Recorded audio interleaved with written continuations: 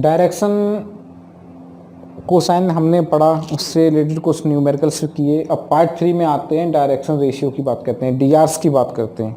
तो direction ratio क्या होते हैं कि बेसिकली प्रोपोर्शनल 3 नंबर्स होते हैं बेसिकली, जो कोई हमारे डीसीज के प्रोपोर्शनल 3 नंबर्स। देखो ऐसे एल है, एम और एन, किसी भी लाइन की अगर direction cosine L M N होते हैं उसके प्रोपोर्शनल 3 नंबर्स, तो वो क्या कहलाते हैं, डीआरस कहलाते हैं, वैसे डीआरस रेशियो कहलाते हैं। तो यहाँ पे एक चीज़ समझना है कि किसी भी लाइन की जो डीआरस होंगे वो इनफाइनाइट हो सकते हैं, क्योंकि रेशियो कई सारे हो सकते हैं, ठीक है, मल्टीप्लाई करके हम रेशियो बनाते जाएंगे। लेकिन आपका ये चीज़ आपको याद रखनी है कि डीसीज किसी भी लाइन की यूनिक होगी। तो यहाँ पे क्या लिख सकते हैं, डीसीज कैसी होगी, डीसीज आपकी यूनिक होगी। और डीआरस क्या हो सकते हैं, इनफाइनाइट हो सकते हैं डीआरस आपके। डीसीज आपकी क्या होगी, यूनिक होगी, और डीआरस आपके कैसे हो सकते हैं, इनफाइनाइट हो सकते हैं, ठीक है। तो देखते हैं मतलब कि यानी कि डीआरस और डीसी और डीआरस का रेशियो कैसा होगा, कांस्टेंट होगा, क्योंकि प्रोपोर्शन है। प्रोपोर्शन का मतलब कांस्टेंट के बराबर है। किसके बराबर है, कांस्टेंट के बराबर है। यानी कि इनकी रेशियो, इनका जो रेशियो होगा डीआरस का और डीसी का और डीआरस का क्या होगा, प्रोपोर्शनल है, आपस में कैसे हैं, इक्वल है। प्रोपोर्शनल मतलब इक्वल है, और इक्वल क्या है, कांस्टेंट के इक्वल है। तो हम कह सकते हैं जैसे L upon A equal to M upon B equal to N upon C. A B C क्या है, 3 नंबर्स हैं जो डीसीज के प्रोपोर्शनल है, इक्वल टू किसी कांस्टेंट के बराबर है। तो कांस्टेंट हम लैम्डा ले लेते हैं। तो एल की वैल्यू क्या आएगी, देखो ए लैम्डा, बी की एम की वैल्यू कितनी आएगी, बी लैम्डा, और सी की वैल्यू एन की वैल्यू कितनी आ जाएगी, सी लैम्डा। और हमें पता है देखो L square M square plus N square equal to 1 होता है। तो अगर हम वैल्यूज रख दें तो यहाँ पे देखो ए स्क्वायर लैम्डा का square, B square lambda square plus C square lambda का स्क्वायर इक्वल टू 1, ठीक है। तो यहाँ पे लैम्डा की वैल्यू निकालने का प्रयास कर रहे हैं हम, ठीक है। लैम्डा स्क्वायर कॉमन लोगे तो A square plus B square plus C square equal to हो जाएगा 1।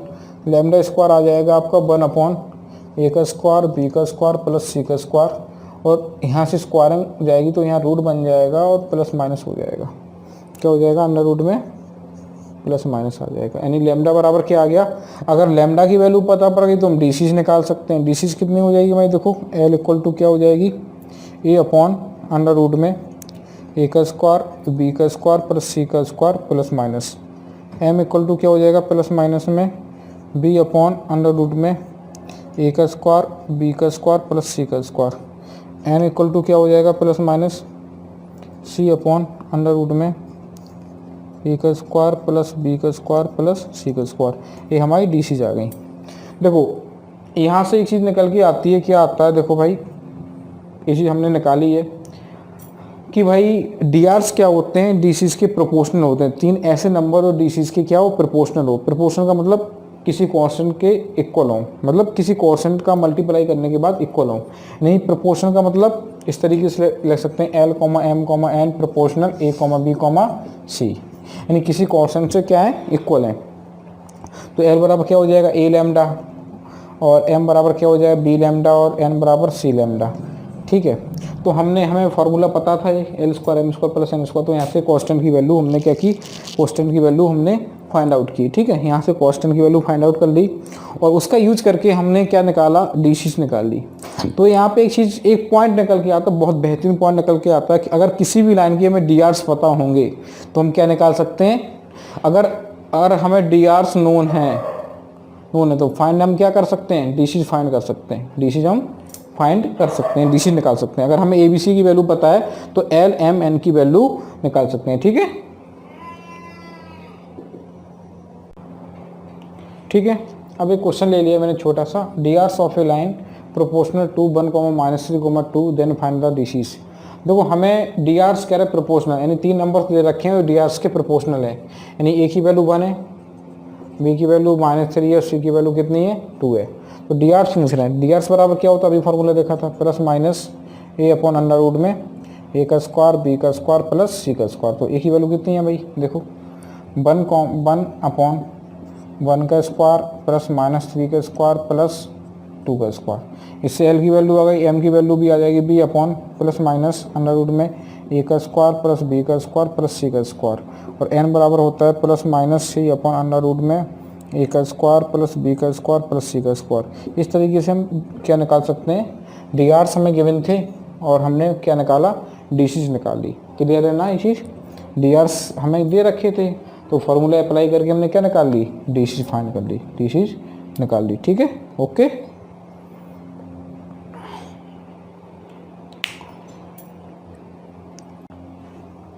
ठीक है, अब रिजल्ट पे बात आते हैं। अब हमने डी आर्स देखे, यानी कि डी आर्स क्या होते हैं, 3 numbers proportional to DCs, यानी numbers proportional to DCs, वो हमारे डी क्या कहलाते हैं, डी आर्स कहलाते हैं। ये चीज़ हमने देखा। ठीक है, अब रिजल्ट की बात करते हैं, कुछ रिजल्ट देखते हैं। यहाँ पे लेट कर लेते हैं, क्या लेट करते हैं कि मैं कोई वेक्टर ले लेते हैं, let any vector, any vector R ले लेते हैं। वेक्टर आर क्या है आपका, X I cap Y J cap plus Z K cap. ठीक है, और हमें पता है कि अभी हम जब हमने डी सी पढ़ा था तो ये चीज़ हमने देखी थी, क्या देखा था, हमने देखा था कि भाई कि x इक्वल टू था L R, Y equal to था एन आर एम आर, और z इक्वल टू था क्या, एन आर। आप देख रहे हो यहाँ पे एक चीज़ देखो अच्छे से कि तीनों में सेम कांस्टेंट है, तो इसका मतलब क्या हुआ, एक्स वाई जेड क्या होंगे, डी आर सी तो होंगे, क्योंकि आर इसमें क्या है, कांस्टेंट है। डी आर सी तो होंगे कि नहीं होंगे बताओ। देखो क्या है, सब में कॉमन कांस्टेंट है। और अगर हम देखो यहाँ पे हमने देखा था ए इक्वल टू क्या था, देखो एल इक्वल टू क्या था, ए लैम्डा, बी को एम इक्वल टू क्या था, B lambda, N equal to C lambda. तीनों में क्या था भाई, लैम्डा कॉमन था। तो हम क्या कह सकते हैं कि भाई, हम क्या कह सकते हैं, हम आपसे कह सकते हैं कि भाई जो एक्स वाई जेड क्या होंगे, डी आर्स होंगे इस वेक्टर के, वेक्टर क्या, ठीक है। तो अगर डी आर्स की बात करें, किसकी, डी आर्स क्या होंगे, X comma Y comma Z. और डी सी जगह हमें निकालनी है, डी सी निकालनी तो हम क्या करेंगे, आर से डिवाइड कर देंगे, यानी कि एल बराबर यहाँ से कितना आएगा, देखो एल बराबर एक्स अपॉन आर, और एम बराबर वाई अपॉन आर, और एन बराबर जेड अपॉन आर। आर क्या है, बेसिकली क्या है, स्मॉल आर क्या होता है, ये होता है क्योंकि लेंथ को रिप्रेजेंट कर रहा होता है। तो X upon R vector, Y upon R vector, और जेड अपॉन आर वेक्टर। तो ये क्या दे देगा हमारा, ये हमें क्या देगा, ये हमें डी सी दे देगा, डी आर सी होंगे, डी सी होंगे। ठीक है,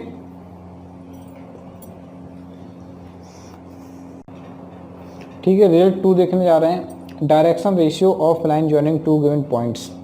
हमें डायरेक्शन रेशियो निकालने, कोई लाइन 2 पॉइंट को ज्वाइन करती है पी क्यू को, तो उसके डायरेक्शन रेशियो क्या होंगे। देखो यहाँ पे कोई पॉइंट है ए और बी, x1 y1 और x2 y2 है। ठीक है, तो वेक्टर पी क्यू कितना आएगा, यहाँ पे देखो वेक्टर पी क्यू देखेंगे तो x2 तो क्या हो जाएगा, x2 वेक्टर के हिसाब से x2 minus x1 I cap, y2 minus y1 J cap,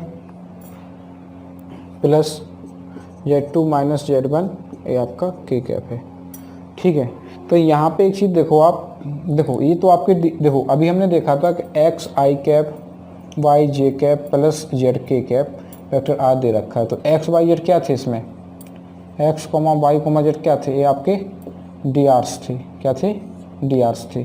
तो यहाँ पे डी आर्स कितने हो जाएंगे, अगर डी आर्स की बात करें तो क्या हो जाएंगे, x2 माइनस x1 और y2 माइनस y1 और z2 माइनस z1, ये आपके क्या हो जाएंगे, डी आर्स हो जाएंगे, क्या हो जाएंगे, डी आर्स हो जाएंगे। ठीक है, अब डी आर्स तो हमें पता पड़ गया, तो डी आर्स अगर हमें जब पता पड़ गया, डी सी कैसे निकालोगे, डी सी को आपको पता ही है, यानी कि जो वेक्टर आपने निकाला उसके मैग्नीट्यूड से डिवाइड करना होता है। किससे डिवाइड करना होता है, मैग्नीट्यूड से डिवाइड करना होता है। तो x2 minus x1 upon mod P Q, comma y2 minus y1 upon mod P Q. ठीक है, और तीसरा क्या हो जाएगा, z2 minus z1 upon mod P Q, ये आपका मॉडुलस, ये आपके क्या हो जाएंगे, ये आपकी डी सी हो जाएंगी। तो समझ में आ रहा है, अगर 2 पॉइंट आपको दे रखे हैं तो उनसे हम डी आर्स निकालेंगे, और डी आर्स जैसे ही पता पड़ जाएगा तो हम क्या निकालेंगे, आपकी डीसीज। और अगर हम यहाँ पे देखें P Q modulus P Q कितना हो जाएगा, अंडर रूट में आपका हो जाएगा x2 माइनस x1 का whole square plus y2 minus y1 का whole square plus z2 minus z1 का होल स्क्वायर। ये आपका मॉडुलस है। यहाँ से इस कंसेप्ट से दूसरा रिजल्ट हमारा ये आता है कि इस कंसेप्ट से अगर हमें पता हो, हाँ पता हो कि भाई डीसीज हमें डीआरस पता पड़ गए तो हम डीसीज को फाइंड आउट कर सकते हैं। ठीक है, अगला क्वेश्चन लेते हैं। ठीक है, जो हमने कंसेप्ट पढ़े हैं इसके बिहाफ पे क्वेश्चन देखो। यहाँ क्वेश्चन क्या है, यहाँ रेशियो की भी बात हो रही है। आपसे देखते हैं क्वेश्चन को। P X Y Z is a point on the line segment joining 2 2 4, दूसरा पॉइंट आपका आ रहा है 3 5 6 such that projection of OP vector on the axis. Projection दे रखा है, ओपी वेक्टर का क्या है, प्रोजेक्शन दे रखा है respectively. Then P is divide, P divide करता है किसको, क्यू आर को इन द रेशियो। देख रहे हैं आप कि इसमें प्रोजेक्शन की बात कर दी उन्होंने और रेशियो की भी बात कर रहा है, रेशियो पूछ रहा है। यानी कि यहाँ पे रेशियो वाला कंसेप्ट आ गया जो मैंने आपको पढ़ाया था सेक्शन फार्मूला, वो कंसेप्ट आ गया। प्रोजेक्शन की भी बात कर दी। देखो मैंने प्रोजेक्शन जब बात बताया था आपको कि भाई जो प्रोजेक्शन क्या होता है, प्रोजेक्शन आपको बताया था, यहाँ छोटा देख लेते हैं एक बार। इस तरीके से हमने बताया था आपको, ये है। ठीक है, तो ये पॉइंट है पी, एक्स वाई जेड है। तो अगर इसका प्रोजेक्शन देखेंगे किसके बिहाफ में, अगर एंगल बीटा है तो ये क्या हो जाएगा, प्रोजेक्शन की लेंथ ए बाई आएगी along the by axis, along the by axis. देखो एक बार समझ लो, पॉइंट है, पॉइंट के कोऑर्डिनेट नहीं दे रखे हैं आपको, पॉइंट के कोऑर्डिनेट आपको गिवन नहीं है। ठीक है ना, वो आपसे कह रहे हैं कि जो प्रोजेक्शन लेंथ दे रखी है, अगर हम प्रोजेक्शन बाई के अलोंग में देखें, ऑन बाई एक्सिस पे देखें तो क्या होता है, जितनी लेंथ उसके कोऑर्डिनेट की होती है वही प्रोजेक्शन की लेंथ होती है, पता है ना। और अगर एक्स में देखें तो उतना ही एक्स में होता है, उतना ही जेड में होता है। तो अगर पी के कोऑर्डिनेट अगर एक्स वाई जेड दे रखे हैं तो लेंथ ऑफ प्रोजेक्शन क्या होगी, प्रोजेक्शन भी आपका एक्स वाई जेड ही होगा। ठीक है, और एक्स इक्वल टू होता है कॉस, आपका होता है एक्स बराबर होता है vector R cos alpha, Y बराबर होता है आर कॉस बीटा और जेड बराबर होता है आर कॉस गामा। ये आपके होते हैं। तो फिलहाल अगर हमें पी के कोऑर्डिनेट दे रखे हैं और प्रोजेक्शन दे रखा हो तो मतलब क्या, मतलब इसका ये है कि प्रोजेक्शन की लेंथ दे रखी हो तो इसका मतलब हुआ कि कोऑर्डिनेट भी एक्स वाई जेड की वैल्यू दे रखी है। यानी कि अगर यहाँ देखें तो पॉइंट हमारा क्या हो जाए, पी पॉइंट कितना होगा, 13/5 हो जाएगा, 19/5 हो जाएगा, 26/5 हो जाएगा। क्योंकि जो प्रोजेक्शन की लेंथ होती है वो किसके बराबर होती है, एक्स वाई जेड कोऑर्डिनेट के बराबर होती है। तो पॉइंट पी हमारा इतना आ गया। ठीक है, अब वो आपसे कह रहे हैं पॉइंट हमारा निकल गया, पी हमारा निकल गया। यहाँ पे जो लाइन दे रखा था प्रोजेक्शन ओपी का जो दे रखा था ऑन एक्स एक्सिस, तो हमने देखा कि कोऑर्डिनेट भी पी के क्या होंगे, सेम होंगे। ठीक है, अब इसके बाद हम सेक्शन फॉर्मूला लगाते हैं। वो आपसे क्या कह रहे हैं, देखो यहाँ पे वो आपसे कह रहे हैं, यहाँ पे एक बार समझ लेते हैं। जो क्यू आर को पी डिवाइड कर रहा है, क्यू आर को, तो क्यू ए है और आर आपका ए है। ठीक है, डिवाइड कर रहा है और रेशियो आपसे पूछा जा रहा है। क्यू के कोऑर्डिनेट क्या है, 2,2,4 और यहाँ पे 3,5,6। This is the coordinate of Q R. और इसे जो डिवाइड कर रहा है, मान लेते हैं रेशियो निकालना तो लैम्डा रेशियो 1। मैंने कल भी बोला था कि जब भी रेशियो फाइंड करना हो तो लैम्डा रेशियो 1 लेते हैं। और वही फार्मूला था, फार्मूला क्या, mx2 + nx1 अपॉन लैम्डा + 1। तो यहाँ से सेक्शन फार्मूला लगाएंगे, उम्मीद है कि आपको समझ में आ रहा होगा। तो क्या हो जाएगा, 3 लैम्डा + 2 अपॉन लैम्डा + 1। फार्मूला लगा के डायरेक्ट कर रहा हूँ, मैं डायरेक्ट कर रहा हूँ, आप फार्मूला देखना तो समझ में आ जाएगा। 5 लैम्डा + 2 अपॉन लैम्डा + 1 और 6 लैम्डा + 4 अपॉन लैम्डा + 1। ये कोऑर्डिनेट आ गए। पी इस लाइन को पी डिवाइड कर रहा था और पी के कोऑर्डिनेट क्या आ गए, ये आ गए। ठीक है, पी के कोऑर्डिनेट हमें पता पड़ गए और सेक्शन फार्मूला अप्लाई करके हमने पी के कोऑर्डिनेट निकाल लिए। ठीक है, आपको साफ दिख रहा होगा कि पी के कोऑर्डिनेट लैम्डा के फॉर्म में आ गए, क्योंकि रेशियो निकालना है, लैम्डा रेशियो निकालना होता है तो हम लैम्डा रेशियो 1 लेते हैं और पी के कोऑर्डिनेट हमें गिवन है। ये देखो, आप किसी एक से कंपेयर कर लो, यानी इसका, क्योंकि ये पी के कोऑर्डिनेट है तो क्या होगी, वैल्यू सेम होगी, एक्स के इक्वल होगी, वाई की इक्वल होगी। तो किसी से भी इक्वल कर लो या तीनों को इक्वल करके निकाल सकते हो आप। तो अगर निकालोगे तो देखो 3 lambda plus 2 upon lambda plus 1, P का एक्स कोऑर्डिनेट कितना है 13/5 है। क्रॉस मल्टीप्लाई करोगे आप तो देखो यहाँ पे, यहाँ 5 से तो 15 लैम्डा प्लस 10 हो जाएगा और यहाँ पे 13 लैम्डा प्लस 13 हो जाएगा। आप देखो लैम्डा को यहाँ लेके आओ तो यहाँ क्या बच जाएगा, यहाँ 2 लैम्डा बचेगा, यहाँ 3 बच जाएगा। तो लैम्डा बराबर आ गया 3/2। और रेशियो क्या हो जाएगा हमारा, अगर हम रेशियो देखेंगे यहाँ पे देखो रेशियो कितना हो जाएगा, रेशियो ये होता है हमारा। तो लैम्डा की 3/2 है, क्या है 3/2 है, 1 है, और 2 से मल्टीप्लाई कर दो दोनों साइड, तो 2 से 2 कैंसिल, तो रेशियो कितना आ जाएगा 3:2। ये हमारा आंसर आ गया। समझ में आ गया। सबसे पहले हमें अगर एक कंसेप्ट पता नहीं होता कि अगर प्रोजेक्शन हमें दे रखा है और प्रोजेक्शन की लेंथ हमें दे रखी है तो कोऑर्डिनेट पी के भी सेम होंगे, और हमने क्या किया रेशियो का यूज करके लैम्डा के फॉर्म में पी के कोऑर्डिनेट निकाल लिए, और फिर हमने क्या किया डायरेक्टली कंपेयर कर दिया। आप तीनों को कंपेयर कर सकते हो, तीनों से आंसर सेम ही आएगा, 3:2 ही आएगा। तो आंसर क्या हो गया हमारा B part, answer will be 3:2। This is answer. Clear.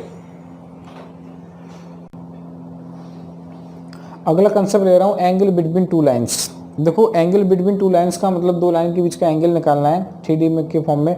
अभी हमने लाइंस नहीं पढ़ी, लाइंस की क्वेश्चन क्या होगी वो हम बाद में डिस्कस करेंगे, ठीक है। तो अभी वो कह रहे हैं कि अगर डीसीज आपको दे रखी हो, दो लाइंस की अगर आप डीसीज दे रखी हो, तो अगर डीसीज दे रखी हो तो फॉर्मूला cos थीटा बराबर होता है L1 L2 plus M1 M2 plus N1 N2, ठीक है। ये आपका अगर दो लाइन की डीसीज आपको पता है, ठीक है, तो उनका एंगल क्या होगा cos थीटा बराबर L1 L2 plus M1 M2 plus N1 N2। अब देखो इसे थोड़ा वेक्टर के फॉर्म में देख लेते हैं। यहाँ पे देखो वेक्टर के फॉर्म में देख लेते हैं। यहाँ पे क्या देखते हैं क्या देखते हैं यहाँ पे कि भाई यानी कि अगर हमें क्या निकालना है, हमें इसका एंगल निकालना है। नॉर्मली ये तो फॉर्मूला बन गया, ये आता कहाँ से एक बार देख लेते हैं। अगर वेक्टर के फॉर्म में बात करें तो ये भाई ये क्या है यूनिट वेक्टर है, ये आपका यूनिट वेक्टर है। तो अगर हम इसका डॉट प्रोडक्ट निकालें, इनका डॉट प्रोडक्ट निकालेंगे तो क्या हो जाएगा, देखो modulus A vector modulus B vector into cos theta, क्या हो जाएगा कॉस थीटा हो जाएगा। तो हम इसका अगर डॉट प्रोडक्ट करेंगे तो आपको पता है कि डॉट प्रोडक्ट में क्या होता है आई इंटू आई आपका 1 होता है, और आई इंटू के क्या हो जाएगा 0 हो जाएगा डॉट प्रोडक्ट के केस में, ठीक है। तो डॉट प्रोडक्ट निकालोगे तो कितना आएगा L1 L2 M1 M2 plus N1 N2 equal to, अब देखो ये यूनिट वेक्टर है तो इनका मॉडुलस क्या होगा 1 होगा, तो इक्वल टू कॉस थीटा, ये आ गया आपका। तो वेक्टर के फॉर्म में भी हम क्या करते हैं इसका प्रोडक्ट डॉट प्रोडक्ट निकालते हैं, ठीक है। और डायरेक्टली भी सोच सकते हो, अगर आप डायरेक्शन कोसाइन आपको किसी लाइन की दे रखी हैं L1 L2 L1 M1 और N1 L2 M2 और N2, तो हम उसका कैसे निकालते हैं, एंगल बराबर है फॉर्मूला होता है। फॉर्मूला कहाँ से आता है वो हमने डिस्कस कर लिया है। एक बार इस चीज़ को और समझ लेते हैं। अब दो लाइंस कैसे हो सकती हैं, दो लाइंस देखो एक तो नॉर्मल लाइंस हो सकती हैं, या परपेंडिकुलर लाइंस हो सकती हैं, या पैरेलल लाइंस हो सकती हैं। अगर बोथ लाइन यानी कि L1 ये लाइन से मान लेते हैं लाइन 1 परपेंडिकुलर है लाइन 2 से, लाइन 1 परपेंडिकुलर टू लाइन 2, तो परपेंडिकुलर में एंगल कितना बनाएंगी भाई पता है π/2 बनाएंगी, और cos π/2 कितना होता है 0 होता है। तो कंडीशन क्या आ जाएगी L1 L2 M1 M2 plus N1 N2 equal to 0। This is the condition जब दो लाइंस कैसी होंगी परपेंडिकुलर होंगी। अगर L1 लाइन 1 पैरेलल है लाइन 2 से, तो L1 upon L2 M1 upon M2 N1 upon N2 ये आपकी कंडीशन आ जाएगी। तो देखो सीधी सी बात है, ये फॉर्मूला कहाँ से आया, अगर दो लाइंस की हमें डायरेक्शन कोसाइन पता है तो जाहिर सी बात है हम क्या निकाल सकते हैं, हम इसका आपका एंगल निकाल सकते हैं, ठीक है। तो cos थीटा बराबर फॉर्मूला होता है, ये आपको याद होना चाहिए। और ये फार्मूला कहाँ से, वेक्टर के फॉर्म में देखेंगे तो डॉट प्रोडक्ट निकालते हैं वहाँ से फार्मूला आता है, ठीक है।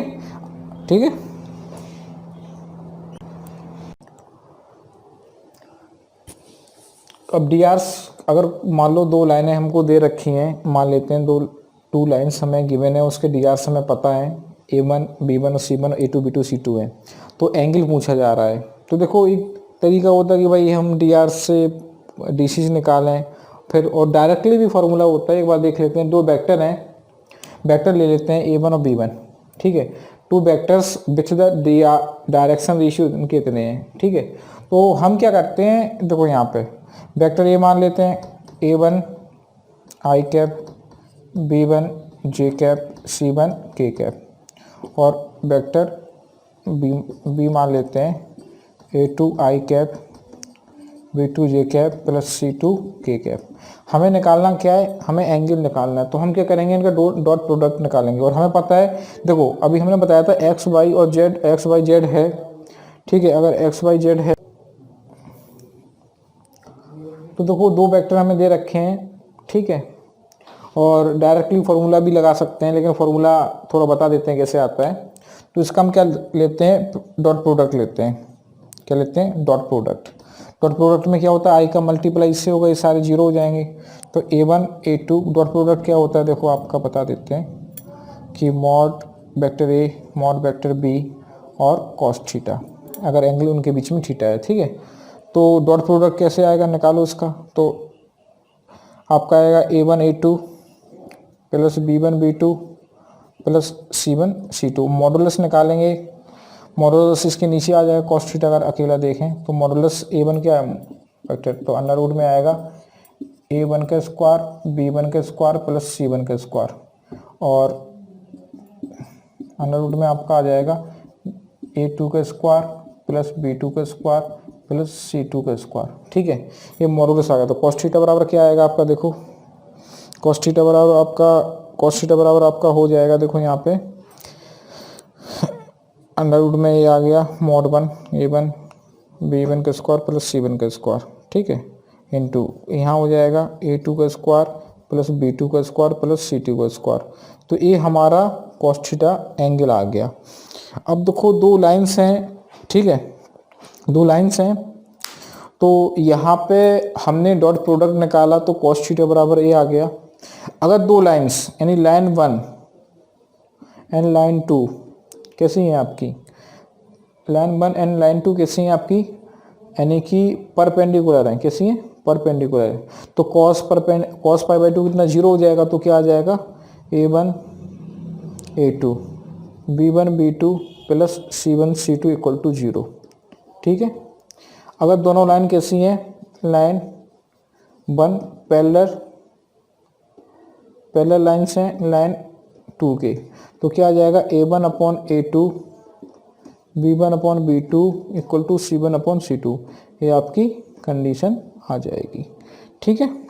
एक बार देख लेते हैं, देखो बेसिकली फार्मूला कहाँ से आता है, डॉट प्रोडक्ट निकाला तो फार्मूला ये बन के आया, और डायरेक्टली फार्मूला हम यूज कर सकते हैं। तो कॉस थीटा बराबर क्या हो जाएगा, आपका ये फार्मूला आ जाएगा। देखो वहाँ पे ये चीज़ क्यों नहीं आ रही थी, क्योंकि वहाँ पे जो वेक्टर था वो यूनिट वेक्टर होता है, in the direction of A vector and B vector.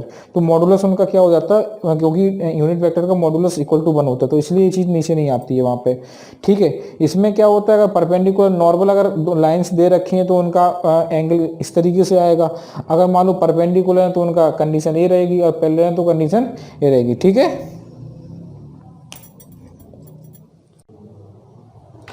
अगला क्वेश्चन लेते हैं जिसमें एंगल पूछा गया है। देखो ABCD 4 पॉइंट आपको दे रखे हैं, और 2,3 -1 3 5 -3 1, 2, 3 3 5 7 respectively. Then the angle between AB and CD, इन दोनों के बीच का एंगल पूछा गया है। तो देखो यहाँ पे ना तो परपेंडिकुलर बताया गया तो कुछ नहीं बताया गया। तो सबसे पहले हम क्या करेंगे, दो पॉइंट दे रखे हैं तो हमें पता है यहाँ पे DCs की बात तो हुई नहीं है, तो हम पॉइंट का यूज करके क्या निकाल सकते हैं। अगर जैसे A पॉइंट हमें पता है कितना है, देखो 2, 3, -1, ठीक है। दूसरा पॉइंट हमें पता है B कितना है, 3, 5, -3। तो इन दोनों पॉइंट का यूज करके हम क्या निकाल सकते हैं, AB के क्या निकाल सकते हैं, DRs ऑफ AB निकाल सकते हैं। क्या रहेगा, x2 - x1, x2 - 3 में से 2 गया तो 1 बचा, ठीक है। और बाई टू माइनस बाई 1 तो 2 बचा, और -3 में से आपका -1 गया तो क्या बचेगा, -3 में से तो माइनस प्लस हो जाएगा +1, तो ये आ जाएगा आपका, ठीक है।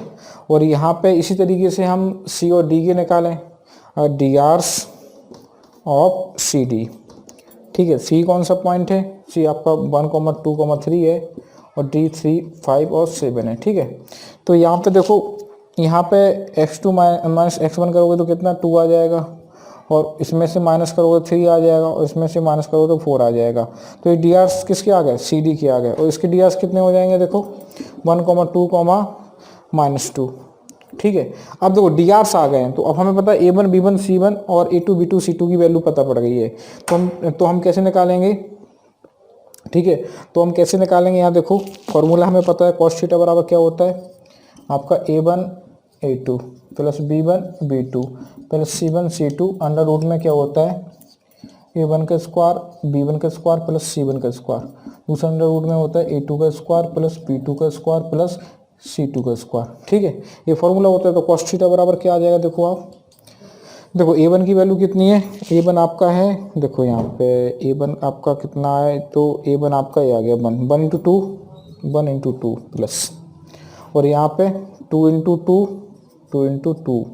और प्लस -2 इंटू कितना आ जाएगा, एक सेकंड को, हाँ यहाँ पे मैंने गलत कर दिया, इससे मल्टीप्लाई करना 1 इंटू 2 इंटू 3, यहाँ पे 3 हो जाएगा, और यहाँ पे कितना आ जाएगा 4 into -2 into 4 upon under root में। देखो तो पहले क्या हो जाएगा 1 का स्क्वायर प्लस 2 का स्क्वायर प्लस -2 का स्क्वायर इंटू, और यहाँ पे कितना आ जाएगा 2 का स्क्वायर प्लस 3 का स्क्वायर प्लस 4 का स्क्वायर, ठीक है। आप इसे सॉल्व करोगे तो आंसर कितना आएगा आपका, आंसर आपका आ जाएगा, कर लेते हैं एक बार सॉल्व, देखते हैं क्या आ रहा है आंसर, ठीक है।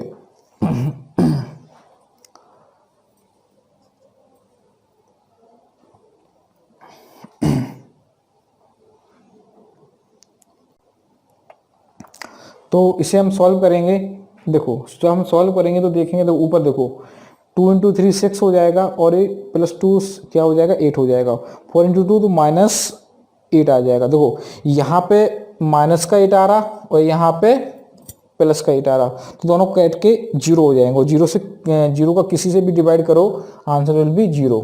तो कॉस थीटा बराबर 0 आ गया, तो थीटा बराबर कितना हो जाएगा, हमें पता है किस पे मिलता है 0, π/2 पे मिलता है, तो answer will be π/2। This is answer.